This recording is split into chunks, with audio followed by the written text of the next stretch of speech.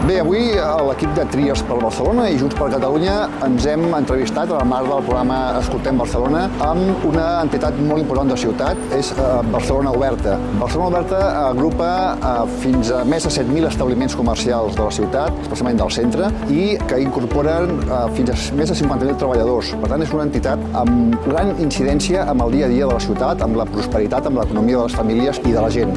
Avui, una vegada més, hem vist com una entitat important de ciutat està queixosa de la resposta que té del govern municipal de l'alcalde Jaume Collboni amb molts dels temes que afecten el seu dia a dia. Per exemple, amb els problemes que hi ha a Ciutat Vella, d'aïllament d'una zona molt important de la ciutat amb un gran potencial comercial, i també amb problemes greus de mobilitat que el que fan és dificultar l'accés de les persones a les compres dels grans establiments, petits i mitjans establiments de la ciutat. Per tant, estarem al costat de Barcelona Oberta per ajudar a que Barcelona tiri endavant i farem que l'alcalde Collboni i el seu govern donin resposta a les seves necessitats.